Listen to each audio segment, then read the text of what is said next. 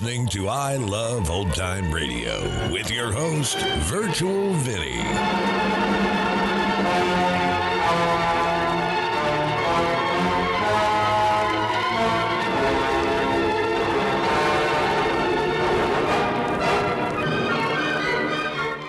It's a new episode here on I Love Old Time Radio. Welcome, Old Time Radio fans. I'm your host, Virtual Vinny. You can interact with us via social media on Facebook at I Love Old Time Radio and on Twitter at I Love OT Radio. You can send feedback to us via the contact form on our website at iloveoldtimeradio.com. If you enjoy this program, please take the time to rate and review us at review.iloveoldtimeradio.com.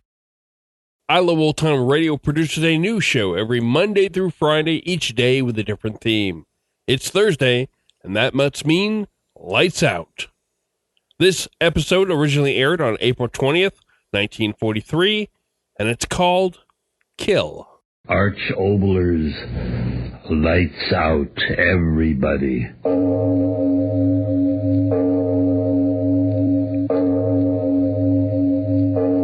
It is later than you think. This is Arch Oboler bringing you another in our series of stories of the unusual. And once again we caution you, these lights out stories are definitely not for the timid soul. So we tell you calmly and very sincerely, if you frighten easily, turn off your radio now.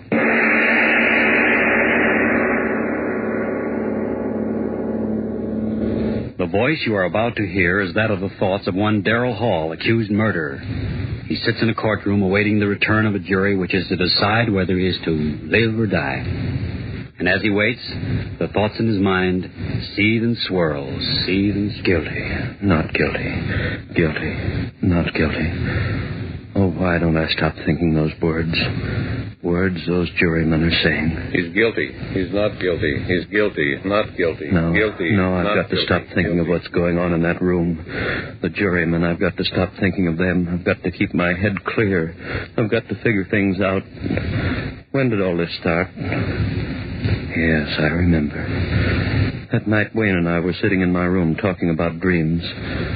I remember he said... Oh, come on, Darrell. Don't expect me to believe that one. I'm certainly telling you the truth. A fellow with your imagination wasting his time teaching biology to a bunch of co-ed nitwits?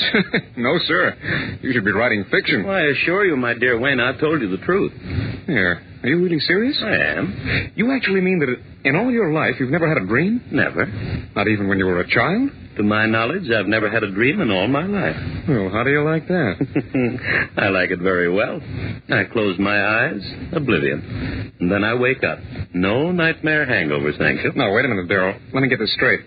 You mean you've never even had a dream after, eating a Welsh rarebit at midnight or surrounding a dozen green apples or anything like that? Believe me, Wayne, I've never had a dream of any shape, form, or description in all my life.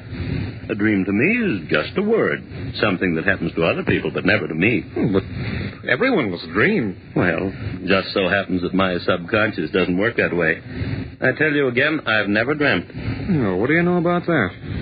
It's just unbelievable. I tell you, unbelievable. Yes, that's what he said. It was unbelievable. Unbelievable that I'd never dreamt. And then after a while, he went away and left me there.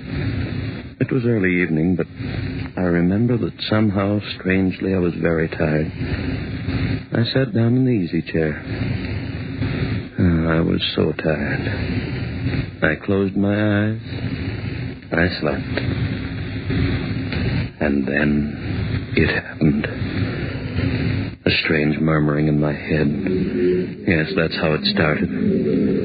A murmuring as if in warning. And then in the darkness around me, strange faces lifting and falling. White faces, faces without hope. Their eyes full of horror. Their white bloodless lips pleading wordlessly in a way that made the heart in me cry out in pity. And suddenly I knew I was asleep and dreaming. Yes, dreaming for the first time in my life, and these faces I was seeing were things of a dream. And even as I knew that, the dream was gone. Blackness. And yet I knew that I was still asleep, and in me there was a terrible feeling of foreboding, of a horror to come in that dream. What? How? I didn't know, but I wanted to stop sleeping. I wanted to open my eyes quickly before... And then I saw her. In my dream, I tell you, I saw her moving slowly toward me out of the darkness that was my dream. At first, a white wraith-like thing, and then I saw it was a woman. Yes, the body of a woman, but the face... That face... Gross. Unclean. The thick, bestial brows. The wrinkles of... The lecherous writhings of thin crimson lips that lifted from teeth bright and pointed and flecked with blood. Closer, closer to me, and then she spoke. One word. Kill. Yes, that's what she said, kill. And as she said it, she moved closer. Her hands went out in her eyes. And in my dream, I screamed... I awoke. I remember just at that second the clock on the mantel began striking. 5, 6, 7. I counted each chime in happiness, since the hearing of it meant that I was awake out of the horror of that dream. When the clock had stopped chiming, I sat there. My one thought was, if that's dreaming, may I never dream again. I heard a sound. What was that? I sat still, afraid to move. And then I laughed. It was my own heart still pounding with fright at what I had seen in my first dream. Oh, why do I sit here thinking of what has been? The jury in there, they've got to hang me, He's guilty, not guilty. No, Guilty. no, I mustn't Guilty, think of them. not Better guilty. to keep my thoughts on how it all started. Better to figure things out. Where was I? Yes. Sitting there, listening to the beat of my heart, thinking of the horror of that dream. And then suddenly that wordless, pitiful murmur I heard in my dream was whispering in my head again. As quickly as it began, it was gone. How could this be? I was awake. This was no dream. Then why had I heard that same sound that had come from those pitiful white faces that had floated before me while I slept? Why? I heard it. A sound behind me. Who? Yes, my friend Wayne. It must be. He come into the room standing behind my chair thinking I was asleep. I turned around and I said, Wayne, is that you? Why? Ah! Yes. I screamed. I screamed so loudly there was blood in my throat. For it was she again, that woman out of my dream. But this wasn't a dream. She was standing there, I tell you, she was standing there close to me, looking at me, and those devil's lips said that one word. Kill. I jumped to my feet. No one in the room, no one. I tell you, I remember standing there, my head reeling. Who was she? Where had she come from? But there was no one in the room. Had there been anyone there? I didn't sleep that night. And by morning I had it all figured out. 2 dreams, that's what it had been. And the second had been more vivid than the first. Yes, of course, I had never dreamed before, and of course my first dream would seem reality. And yet, some measure of uncertainty remained with me. Mary saw it in my face when I had dinner with her that night. I remember she said... Gerald, do you mind if I ask you something? What a question. Of course not. Is there something wrong? You mean with the dinner? Why, you know this is my favorite restaurant. With you, dear. Has something gone wrong at the university? Why do you ask that? The worry in your eyes. Oh? What is it, dear? Oh, nothing important. Changed your mind about loving me? Mary. Oh, then tell me what it is, please. All right. It's really nothing to concern yourself over, just a dream. Dream? Darrell, you dreamt? Yes, last night. Oh, How marvelous. Now you're normal even when you sleep. That's right, isn't it? I'm back to normalcy, am I not? Oh, and here I thought from the expression on your face that it was something really important. Oh, yeah, it's funny, isn't it? And I suppose in your first dream you dreamt of the glorious, seductive woman? Well, didn't you? No, Mary. Oh, so you had a nightmare. If you don't mind, let's not talk about it anymore. Shall we have our dessert now? I suggest the hot green apple pie with cheese and... Gerald, was it as bad as all that? Horrible. Oh, that's cruel. Your very first dream, an unhappy one. Oh, well, I'm sure that if you dream again, you've more interesting times ahead. Oh, Darryl, look at the time. 7:01, and we promised the Armstrongs we'd pick them up at 7:15. Darryl, what is it? Your face. Do you hear it? Hear what? You do hear it, don't you? The voices. Voice. Darryl, what are you talking about? Why, the people in this restaurant are most well behaved. Gone. Just the way it was before. Oh, Darryl, please. If it's a joke, please tell it to me. Darryl, what is it? What are you staring at? What's behind my chair? What's there? Darryl, tell me what. Darryl, the table. He was sitting there. Why did you throw over the table? Darryl, what is it? What is it? Why did you scream? Why?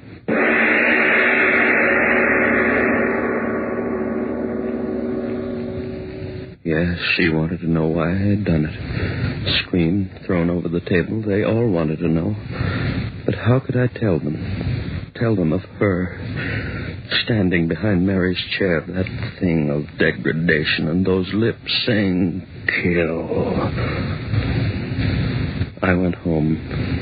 Mary thought I was overworked. It's your nerves, darling. You've been working so hard. Go home and rest, darling. That's all you need.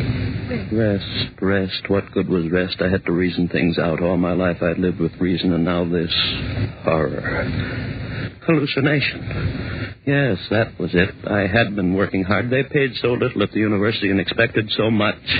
And so I rested through the next day. It was quite dark when I awoke. The phone rang. It was Mary calling to find out how I felt. Are you sure you're all right, Darryl? Oh, yes, Mary. Yes, I'm fine, thank you. You sound all right. Your advice was good, dear. Rest apparently was just what I needed. Then go along back to bed. I'll talk to you tomorrow. All right, dearest, and thanks for calling. Goodbye, Darryl. Sleep well tonight. I hung up the receiver. And then the clock on the mantel behind me began striking. Always at 7. Yes, that was true. Both times at 7 o'clock was when that horror had happened, and then, with the last chime of the clock, I realized it was 7 again. 7. Would I see her again? I stood there back against the wall, waiting. So quiet. I could hear the clock ticking away the seconds. Would it happen again, this hallucination of mine? I waited. I heard no pitiful murmur of voices. Just quiet. The tick, tick, tick of the clock. So dark in the room, I could see the shadowy emptiness of a chair near the other wall. And then the chair was no longer empty. There was someone in it, and I said, "Who's there?" There was no answer, and I said, "Answer me, who's there?" No answer. A strange darkness in the room. Deeper and deeper, I could see nothing, and then 2 swirling pools of flame-red light, closer and closer. I stood there, I couldn't move. A rumbling began in my head. Fear, I tell you, fear tearing at my brain. Louder and louder, while those red circles of light came closer and closer. What was it? What was it? What? And then I knew. It was her eyes. Her eyes burning close into mine, into the brain of me, pounding one thought into me. Kill. Why did she say that? Why? Kill whom? Why should I kill? Why should I kill? If I had known then. The jury coming back. The verdict, what? No, not yet. Still out. They've got to find me guilty. I've got to hang if I live. But I mustn't think of that. I must think of what happened. What happened? Well, where was I? Yes, that woman, her eyes pounding that word into me, and then... gone again. But this time as real as the breath in me. I knew it. I knew it. And with that realization, a coldness as of a wind blew around me and clutched at my heart. For if she was reality, somehow I knew I was lost. And so it began. Night after night at the stroke of 7, first that wailing dirge of those lost souls. And then her writhing lips.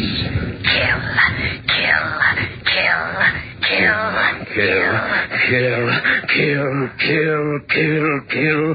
Those words began pounding in my head so that even when she wasn't there, I heard them. I hid in my rooms. I didn't go out. People would see this madness that had come over me. I went nowhere. And soon I knew they were talking of me, my friends. I tell you, I don't know what's come over Darrell. Hides in his rooms, won't even talk to me. Something is wrong. Where are you? And Mary. Please, Darrell, you've got to let me see you. Just talking over the phone. Oh, Darrell, what's wrong? What's wrong? And night after night, the horror of... and the greater horror of... Kill.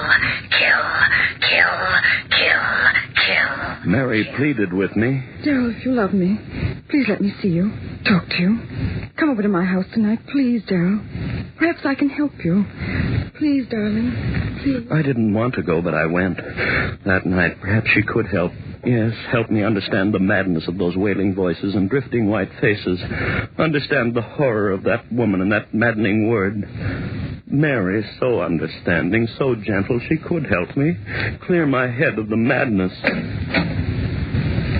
Oh, Darrell, you're here at last. Mary, help me. You will help me. Oh, Darrell, you're fit. Mary, Don't talk yet. Sit here. I'm sane, Mary. Believe me, I'm sane. Of course, dearest. Of course you are. It's that madness outside of me, those white, drifting faces moaning Rest, at me. darling. And that woman out of hell. Mm-hmm. Her eyes and her lips telling me to... The time? What time is it? Why, Darrell, what is it? I didn't know. I lost track. I've got to get out of here. Darrell, wait. Don't go. Don't. Too late. Darrell, what is it? You hear them, don't you, Mary? I'll call a doctor. Listen to them. Their voices are so loud tonight. Listen, Mary. Listen. Don't. You hear them. There's no You one must here. hear them. What are they saying? Louder and louder, trying to tell me something. What are you saying out there? What are you telling me? Darrell, stop. They're gone. Face's voice is gone. Now she'll be here. Oh, Darrell, please. You're frightening me. Kill. You hear her, Mary? You hear her? No. Louder Darrell, and louder. please. I can't see her, but I hear her. Where is she? Thing out of hell. Go back, I tell you, back. Louder and louder. Make her stop, Mary. Make her stop pounding in my head. Stop it. She never knew what he wanted of me. Stop it. Stop it. I can't stand it anymore. Yes, go away and I'll kill. No. I'm not... Don't kill me. Darrell. No. Kill.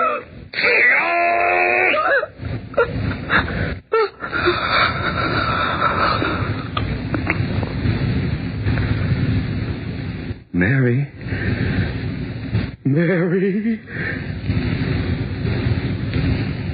Yes, I had killed her. My sweet, gentle little Mary killed her with my own hands. I opened my hands. She fell to the floor. I went out into the street. People all around me, hurrying. I was in no hurry. What that woman had wanted, I had done. I had killed. I walked all night, it didn't matter where, and in the morning I found myself on the campus of the school before the very building in which a class was waiting for my lecture. I went in. I walked up on the platform and looked down into their faces, and I said to them, "Ladies and gentlemen, my lecture for today will be on the subject of the indeterminate factor in the evolutionary..." I stopped, a murmur in the air, those voices again. But it was broad daylight. I had never heard those voices in daylight before. What did they want? What were they saying? There was a strangeness in their pitiful voices. Yes, like a dirge of tears and sorrow for someone, for me.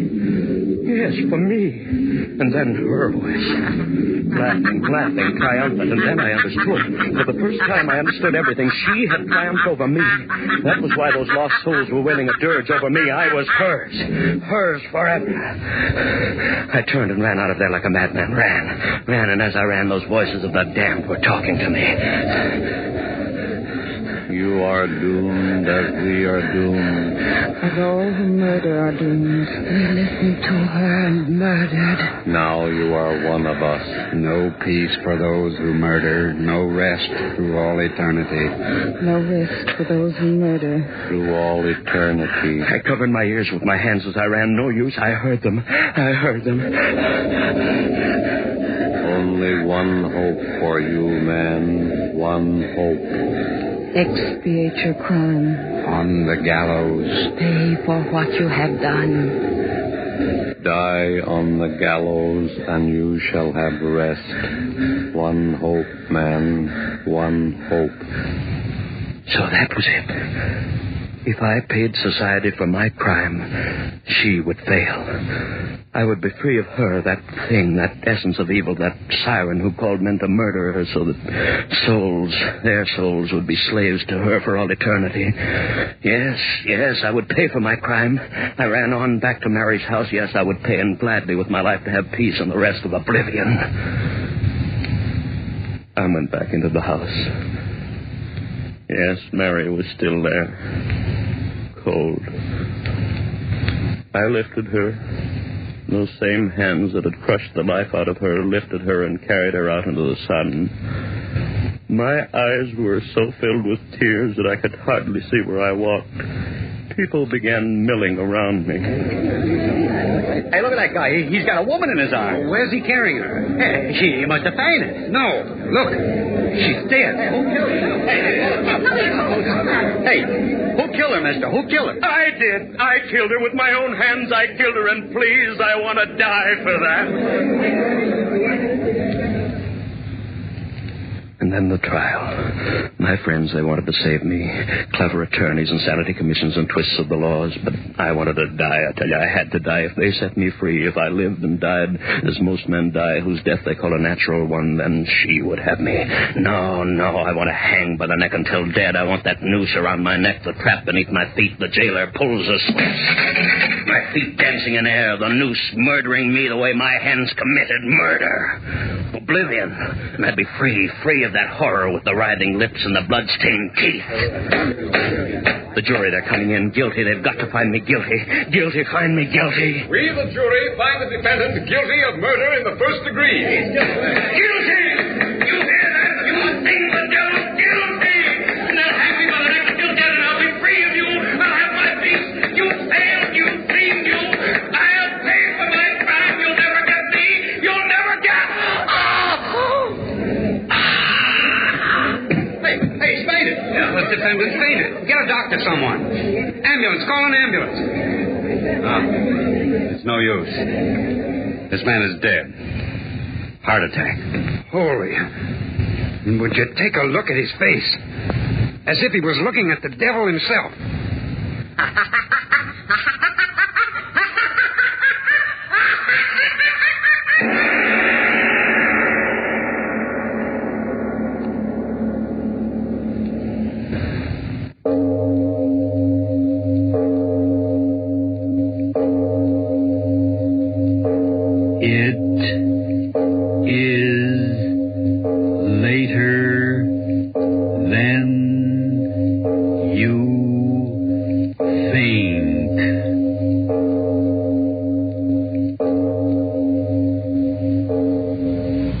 Hi, this is Sarah Spencer of Self Talk Radio Show, and you're listening to I Love Old Time Radio. Welcome back. If this story seems familiar, well, that's because it is.